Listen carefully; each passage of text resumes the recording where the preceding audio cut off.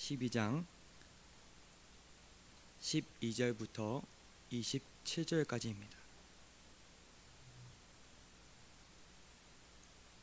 고린도전서 12장 12절부터 27절까지의 말씀입니다.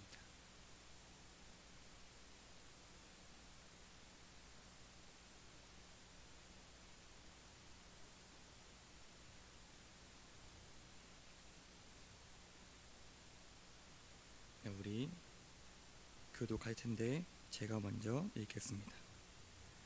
몸은 하나인데 많은 지체가 있고 몸에 지체가 많으나 한 몸인 것과 같이 그리스도도 그러하느니라.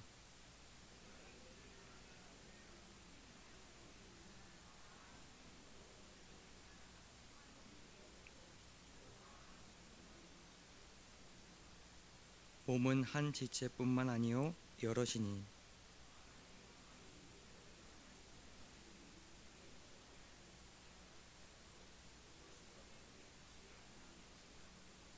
또 귀가 이르되 나는 눈이 아니니 몸에 붙지 아니하였다 할지라도 이로써 몸에 붙지 아니한 것이 아니니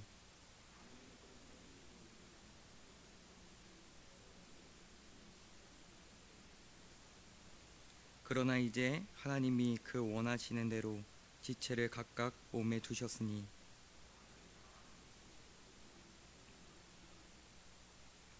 이제 지체는 많으나 몸은 하나라.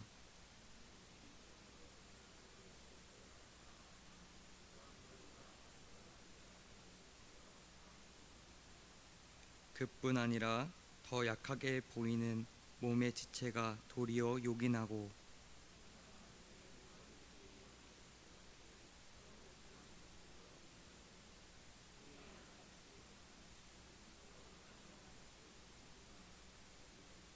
우리의 아름다운 지체는 그럴 필요가 없느니라. 오직 하나님이 몸을 고르게 하여 부족한 지체에게 귀중함을 더하사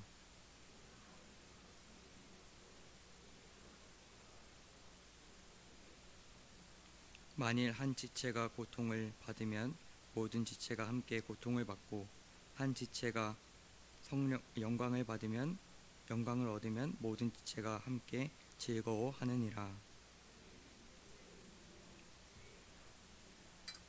아멘.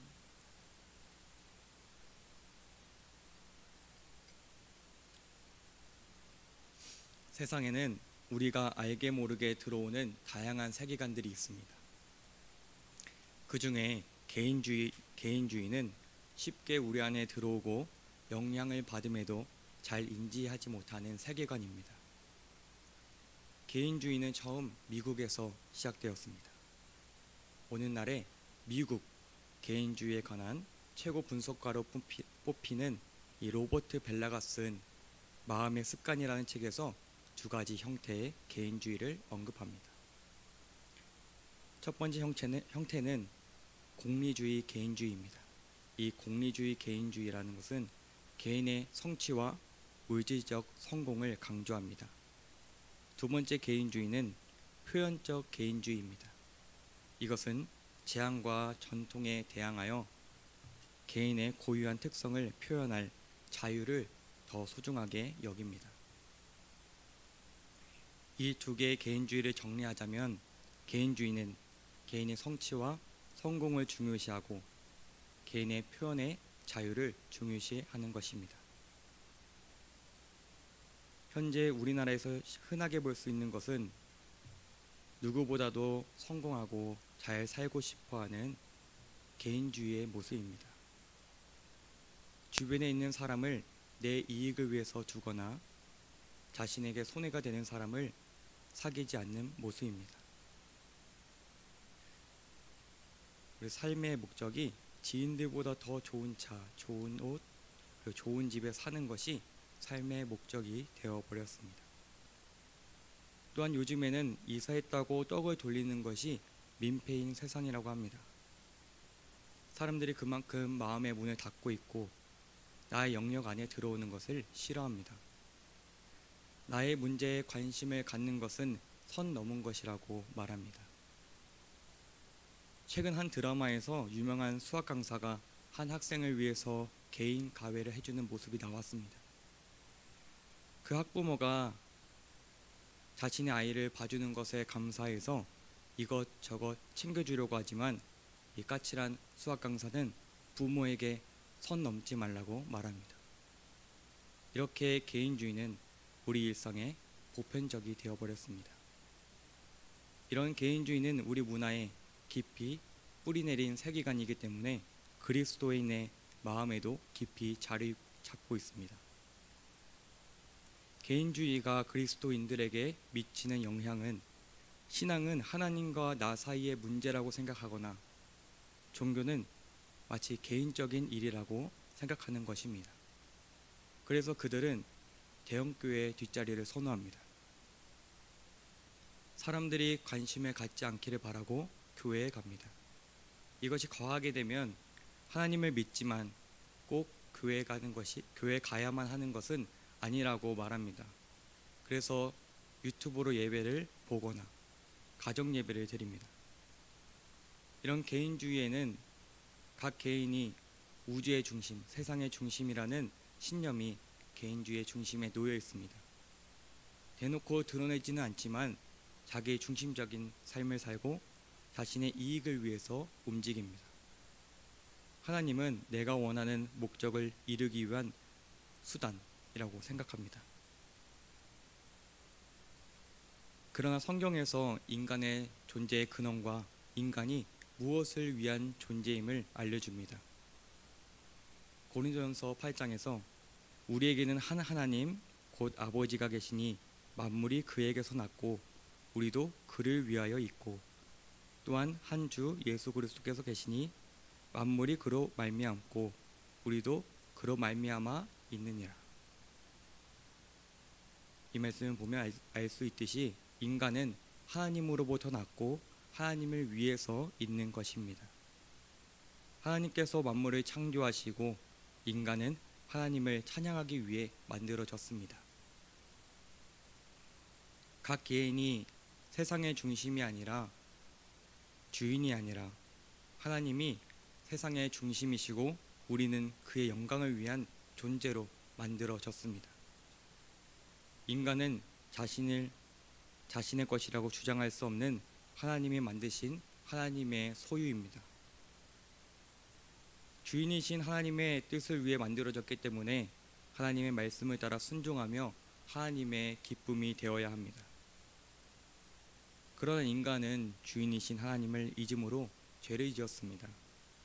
하나님께서 돌아오라고 계속 기회를 주시고 말씀하셨지만 인간은 주인이신 하나님을 잊고 자신이 주인 되어서 소견에 오른 대로 행동했습니다.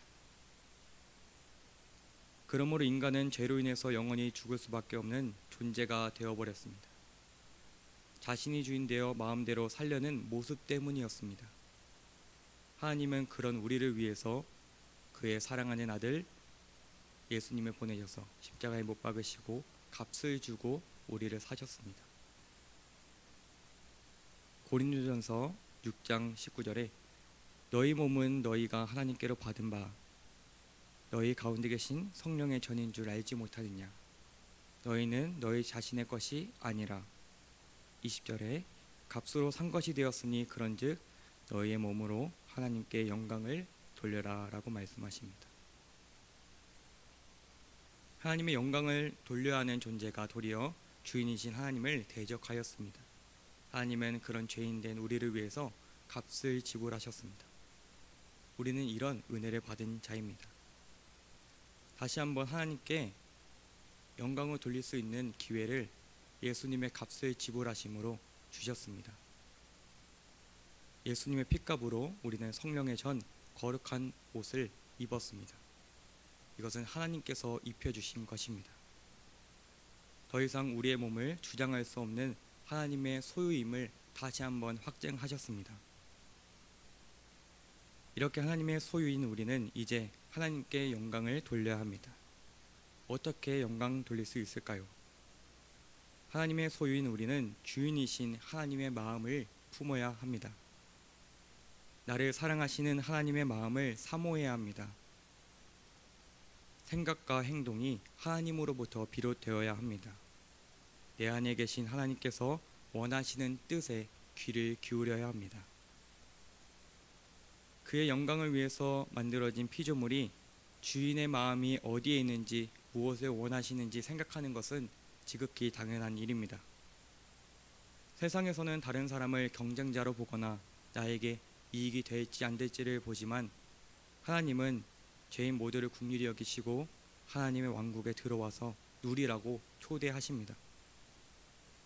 하나님은 단순히 그분과 함께 있는 것이 아니라 그분이 소중하게 여기는 모든 것과 함께 공동체 안에 있도록 창조하십니다. 이것은 모든 것을 바꿉니다. 더 이상 다른 사람이 나의 대적하는 적대적인 경쟁자가 아닙니다. 우주의 진정한 중심이신 분, 하나님에게 유일한 가치를 부여받은 주변 사람들이 이제는 동료가 되었습니다.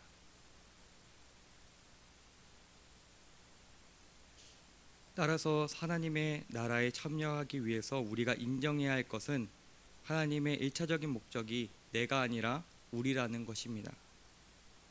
하나님의 관심은 공동체에 있습니다. 하나님의 백성, 교회 공동체에게 있습니다. 성도는 그리스도의 몸입니다. 본문 12절에 몸은 하나인데 많은 지체가 있고 몸의 지체가 많으나 한 몸인 것과 같이 그리스도도 그러하느니라 라고 말씀하십니다. 성도는 그리스도의 지체입니다. 교회는 예수님의 몸이며 각 지체는 머리 되시는 예수님의 뜻을 위해 살아가는 자들입니다. 우리는 다 한 성령으로 세례를 받아 한 몸이 되었고 또 한 성령을 마시게 하셨습니다. 성도들의 모습은 각자 다릅니다. 교회에서의 역할도 각자 다릅니다. 그러나 한 사람 한 사람은 예수님의 몸에 속하였고 한 성령으로 한 몸이 되게 하셨습니다. 이렇게 우리는 하나님의 소유입니다. 예수님께서 값을 지불하셨습니다. 한 그리스도의 몸이 되었고 한 성령을 받았습니다. 이제 그리스도의 몸된 교회의 목표는 무엇일까요? 하나님의 관심이 어디인지를 알아보고 하나님의 뜻대로 교회를 세우는 것입니다. 이제 하나님의 뜻대로 교회를 세우기 위해서 하나님의 관심이 어디 있는지 알아보도록 하겠습니다. 오늘 말씀의 21절에서는 하나님께 속한 모든 지체는 쓸데없는 것도 없고 덜 귀한 것도 없다고 말씀하십니다.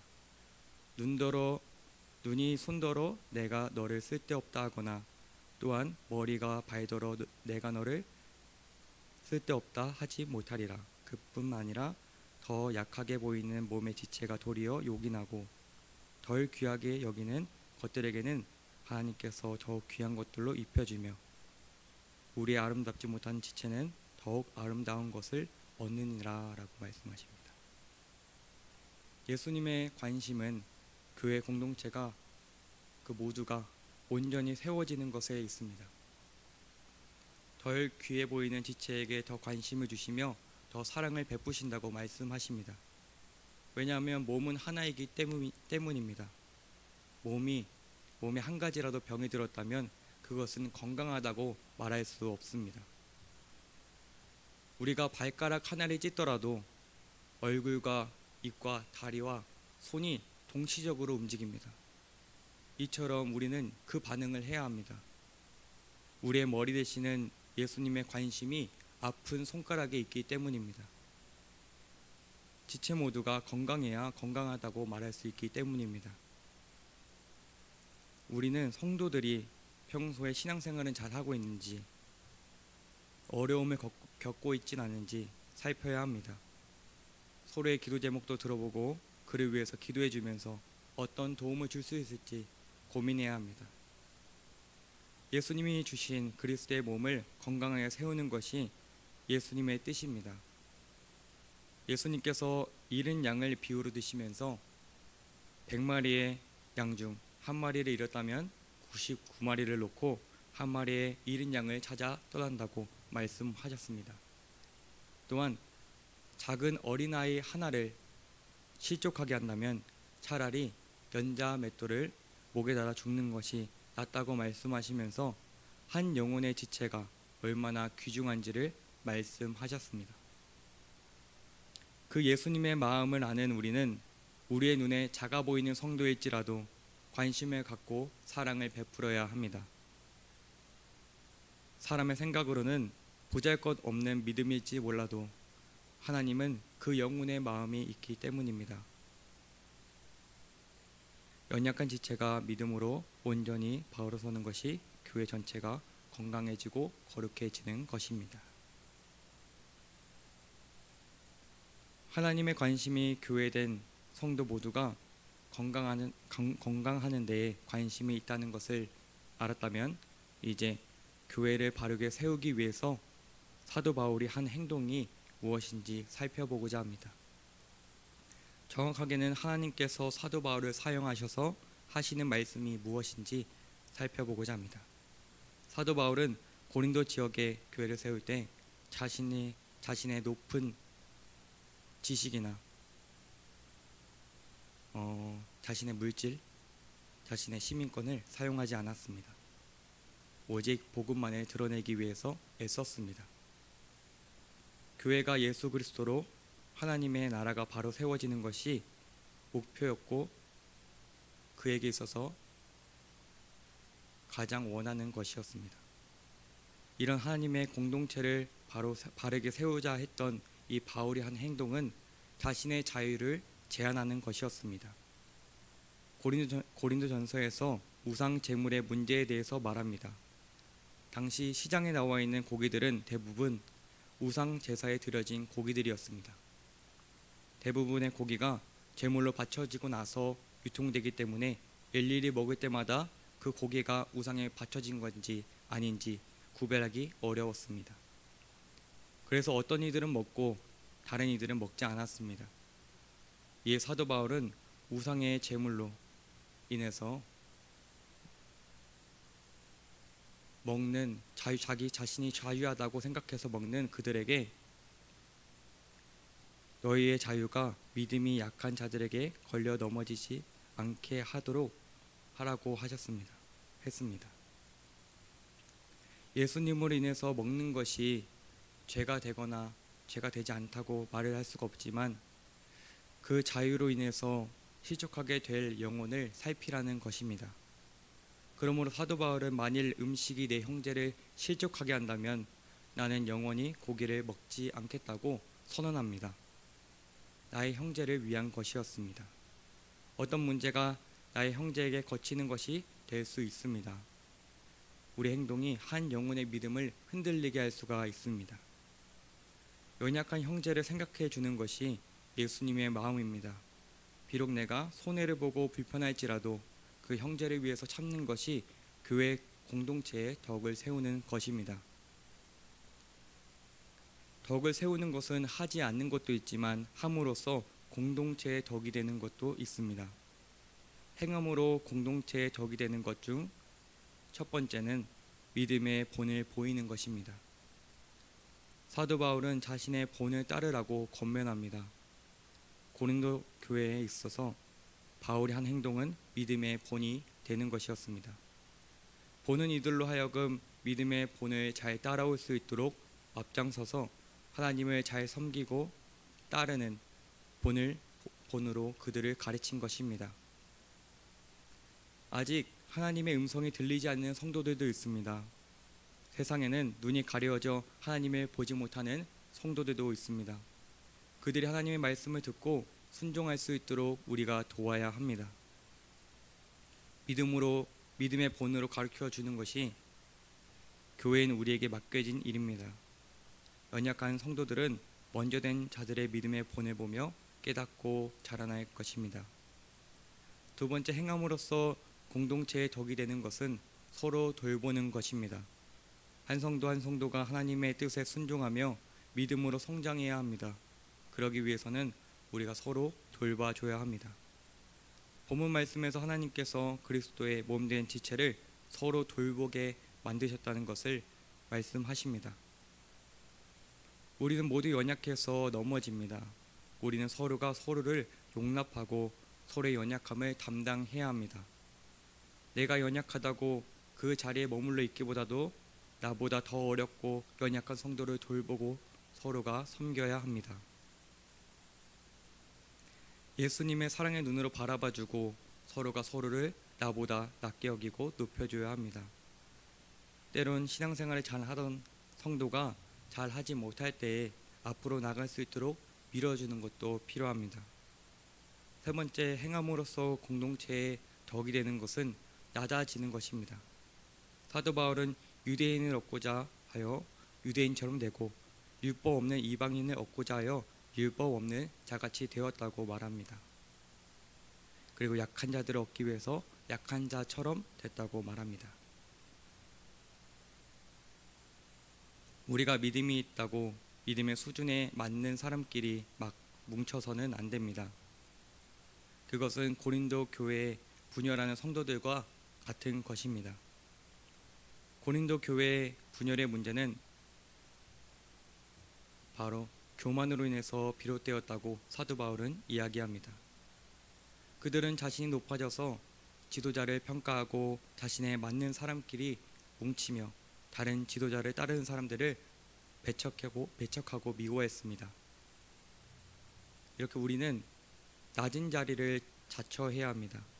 예수님을 모르는 자, 연약한 자, 그리고 예수님의 말씀이 들리지 않는 자 같이 낮아져서 그들에게 다가가야 합니다. 진정성 있는 마음으로 그들의 마음의 문을 열고 그들을 믿음으로 이끌어주고 영적인 영향력을 주어야 합니다. 겸손한 마음을 가져야 합니다. 내가 그들보다 믿음이 위에 있다고 생각으로 품고 그들을 섬긴다면 그들도 그것을 느낍니다. 오히려 나도 그럴 수 있는 사람이다, 나도 그럴 때가 있었지 라고 생각하시면서 낮은 자세로 하나님의 영광을 드러내시기를 바랍니다. 우리 빛사랑 공동체 모두에게도 이러한 덕을 세우는 은혜와 능력이 있기를 예수님의 이름으로 축복합니다.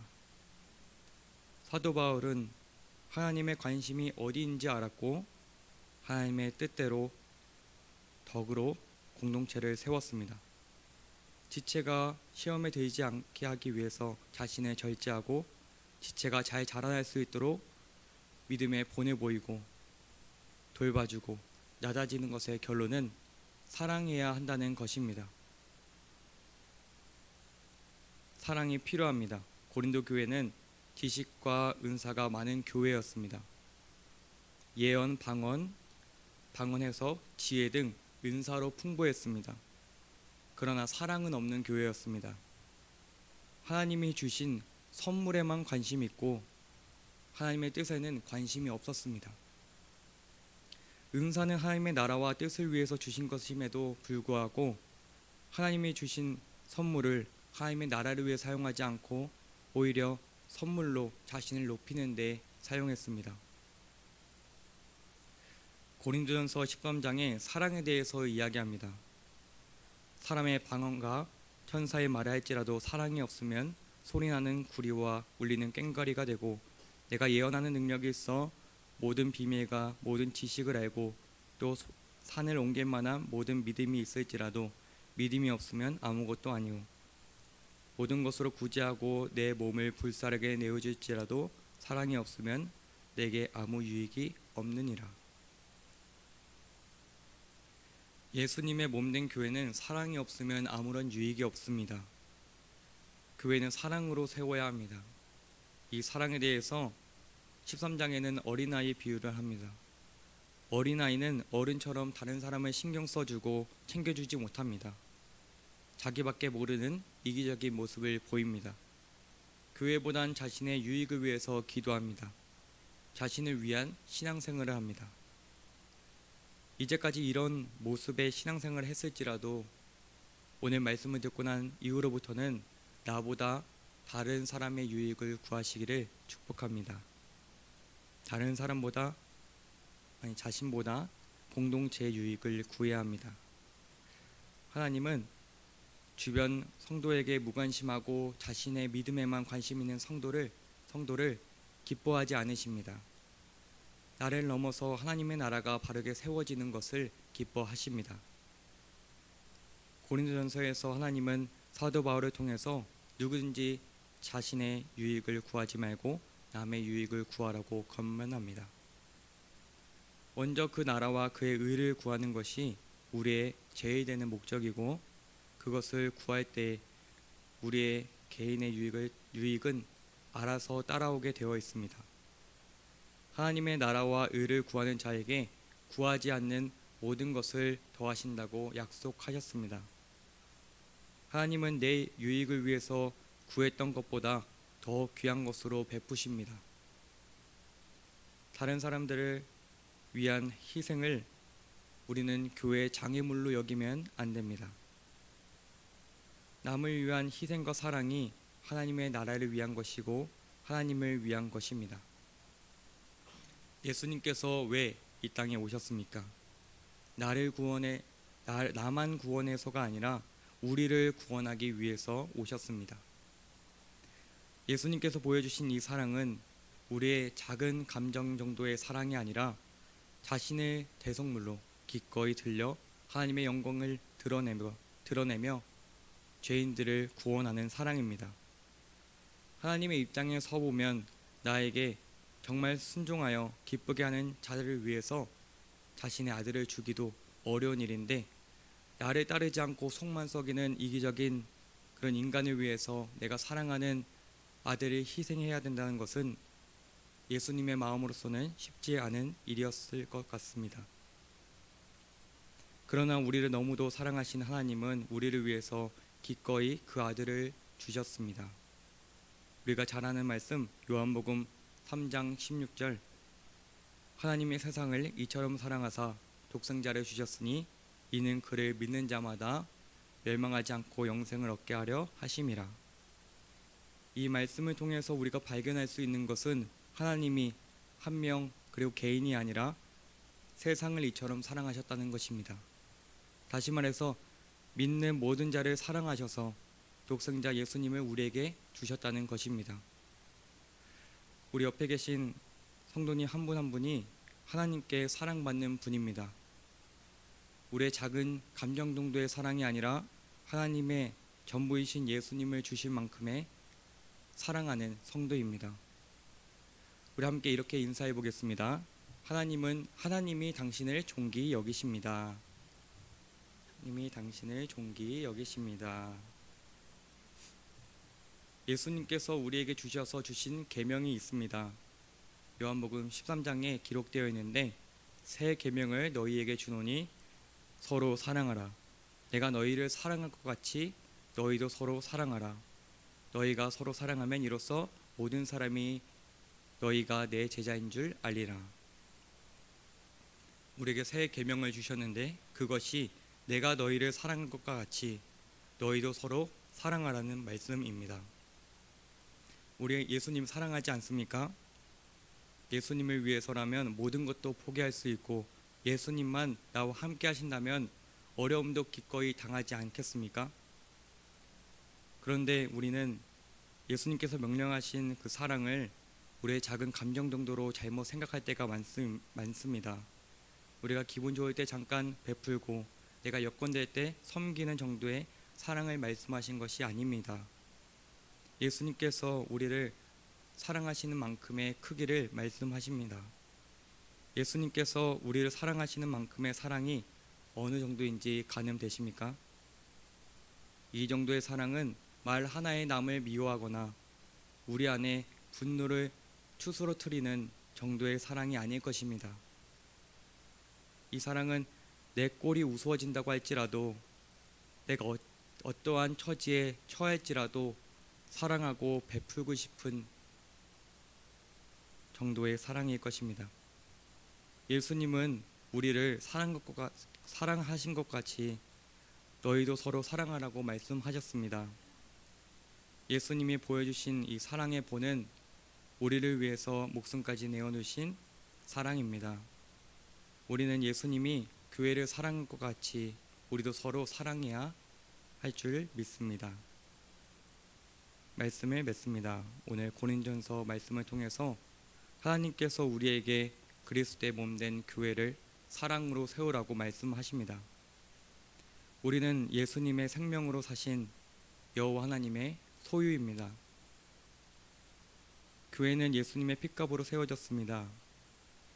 우리의 주님이 다시 오실 그날까지 이 그리스도의 몸을 잘 유지하고 세우는 빛사랑 공동체 되기를 예수님의 이름으로 축복합니다. 네, 말씀을 기억하시면서 함께 기도했으면 좋겠습니다.